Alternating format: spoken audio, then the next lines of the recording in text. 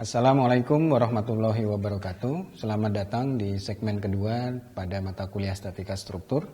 Pada segmen kedua ini kita akan membahas tentang penjumlahan vektor. Vektor seperti yang kita ketahui adalah sebuah besaran yang mempunyai besar dan arah, sehingga konsekuensinya adalah ketika kita menjumlahkan dua buah atau lebih vektor, maka kita harus menggunakan aturan yang khusus yang tidak sama dengan ketika kita menjumlahkan bilangan skalar. Contoh, saya mempunyai sebuah vektor A.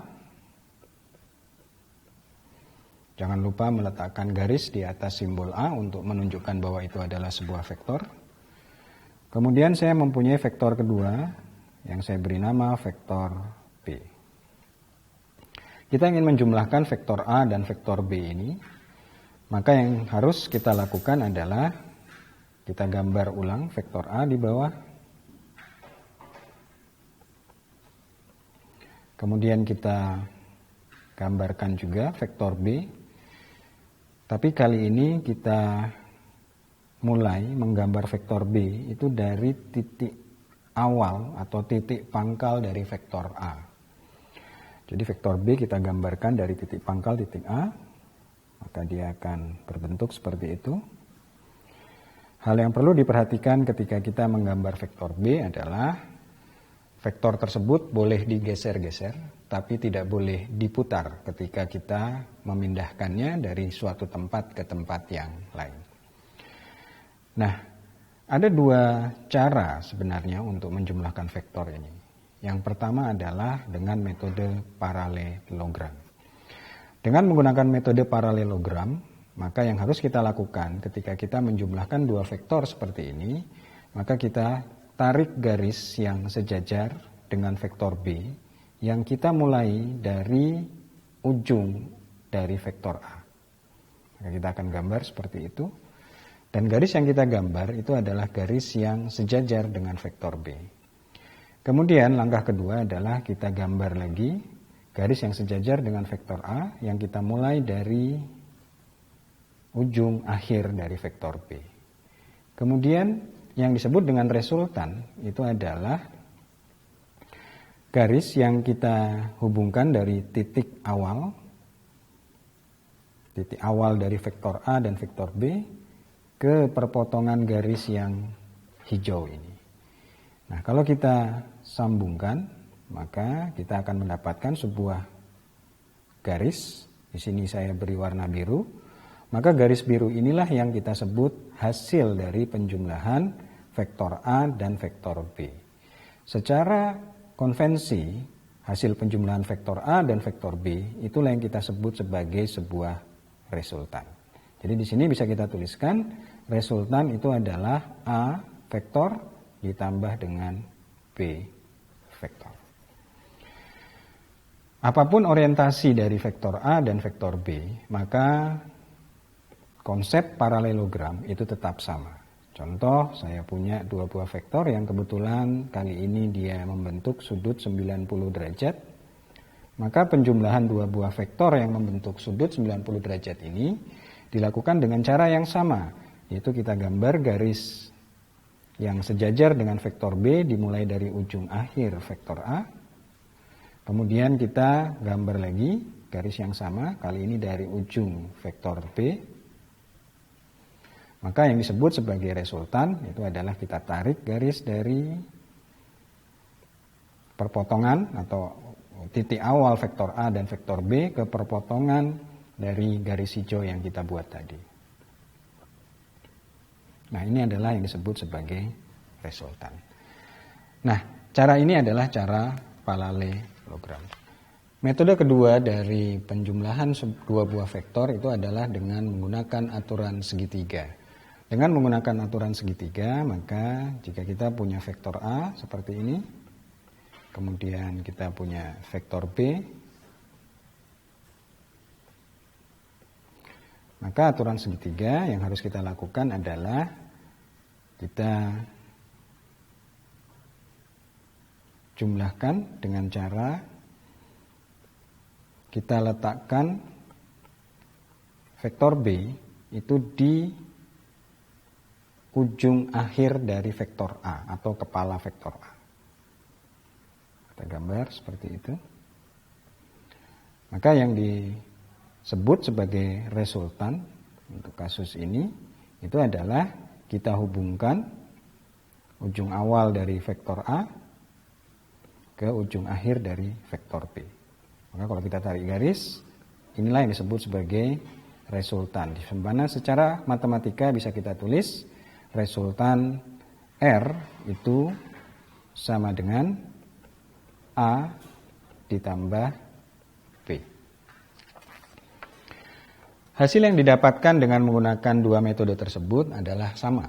Jadi tidak peduli kita menggunakan aturan paralelogram ataupun kita menggunakan aturan segitiga, maka resultan yang akan kita dapat itu adalah sama.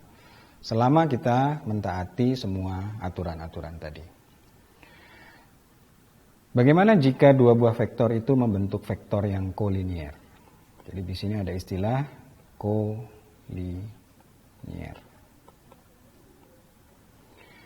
Dua buah vektor disebut kolinier jika dua buah vektor itu mempunyai garis kerja yang segaris. Contohnya adalah vektor A dan saya punya vektor yang kedua adalah vektor B. Nah, dua buah vektor ini, vektor A dan vektor B, itu adalah dua buah vektor yang secara teknis kita sebut vektor kolinier karena dia mempunyai garis kerja yang segaris. Mana garis kerjanya? Garis kerjanya adalah ini. Nah, jika dua buah vektor membentuk vektor yang kolinier, maka yang bisa kita gunakan untuk menjumlahkan dua buah vektor tersebut adalah aturan yang berlaku pada penjumlahan aljabar.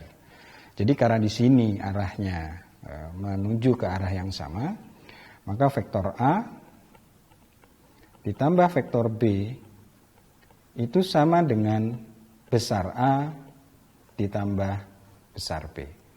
Perlu diperhatikan di sini, di sisi sebelah kiri tanda sama dengan, itu A dan B saya beri tanda garis di atasnya menunjukkan dia itu adalah dua buah vektor, sedangkan di sebelah kanannya A dan B tidak ada garis di atasnya yang menunjukkan dia adalah besaran skalar. Jadi di sini yang perlu diperhatikan adalah dua buah vektor yang membentuk kolinier kita bisa jumlahkan dengan menggunakan aturan penjumlahan skalar karena di sini arahnya adalah menuju ke arah yang sama. Bagaimana jika arahnya berlawanan? Jika arahnya berlawanan, misal A seperti itu dan B seperti itu, maka penjumlahan A dan B itu sama dengan A besar A dikurangi besar B. Kenapa harga B menjadi negatif? Karena arah B berlawanan dengan arah A. Selanjutnya adalah pengurangan vektor.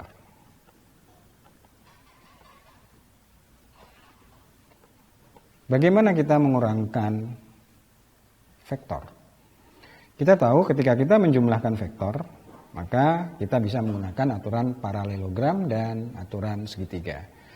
Nah, konsep dari mengurangkan sebuah vektor dari vektor yang lain itu adalah pada dasarnya, misal saya punya vektor A dan saya ingin mengurangkan vektor A ini dengan vektor B, maka secara basic atau secara dasarnya yang kita lakukan adalah menjumlahkan A dengan negatif dari vektor B. Hal ini membuat atau menjadikan konsekuensi jika saya mempunyai A itu arahnya seperti yang saya gambar ini, kemudian B itu arahnya seperti itu, maka ketika saya melakukan operasi A dikurangi B, yang harus saya lakukan adalah saya menjumlahkan A dengan negatif B. kita tahu bahwa negatif B itu adalah vektor yang sama dengan vektor B, hanya saja arahnya berlawanan. Jadi kita tinggal putar saja arah vektor B di sini.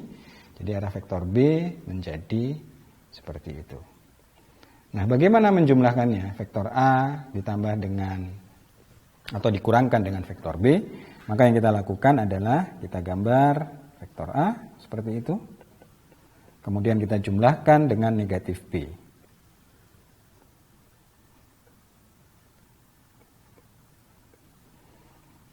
Mana resultannya? Resultannya kita gunakan aturan paralelogram kali ini. Kita gambar garis yang sejajar. Kemudian ini juga garis yang sejajar. Kemudian resultannya adalah sebagai berikut.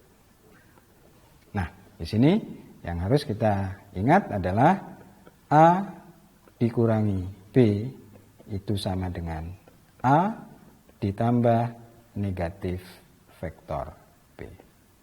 Ini kuncinya.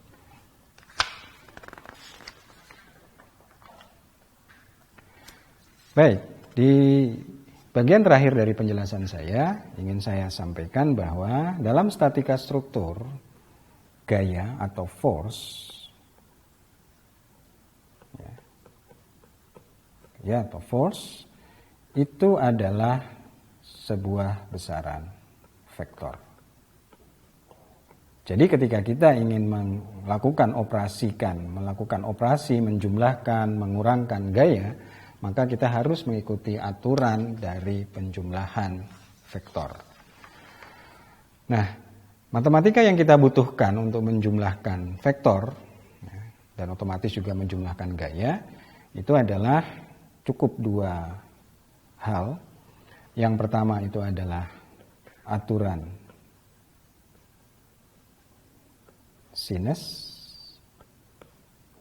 dan yang kedua itu adalah aturan kosinus. Jika saya punya segitiga seperti ini, segitiga sembarang, sisi-sisinya saya beri nama A, B, C. Kemudian sudut di depan sisi A saya beri nama A kecil.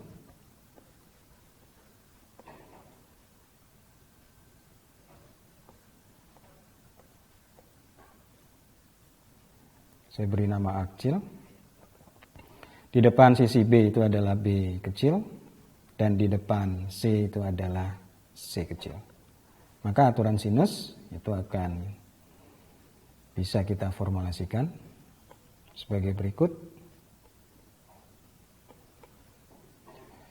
Sisi A dibagi sinus sudut A itu sama dengan panjang sisi B dibagi sudut B. Dan itu juga sama dengan panjang sisi C dibagi sinus sudut C. Dan ini juga berlaku kebalikannya. Misalnya adalah sebagai berikut. Sinus A itu sama dengan sinus A dibagi A itu sama dengan sinus B dibagi B. Dan tentu saja sama juga dengan sinus C dibagi sisi C. Aturan kedua adalah aturan kosinus. Dengan menggunakan aturan kosinus kita bisa mencari besar atau panjang sebuah sisi dari segitiga sembarang. Contohnya di sini ketika kita ingin mencari besar sisi C, maka C kuadrat itu bisa kita cari dengan formula C kuadrat sama dengan A kuadrat ditambah B kuadrat dikurangi 2 dikalikan A dikali B kemudian dikalikan kosinus C, sudut C. Untuk sisi yang lain, misal adalah A,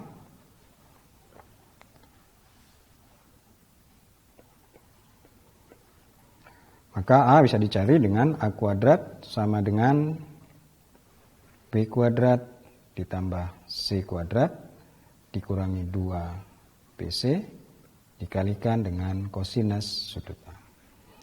Nah, matematika ini adalah matematika yang dibutuhkan untuk menjumlahkan dua buah vektor, baik dengan menggunakan metode paralelogram maupun dengan menggunakan metode aturan segitiga. Demikian bagian kedua dari topik mata kuliah statika struktur. Sampai bertemu lagi pada bagian selanjutnya. Terima kasih.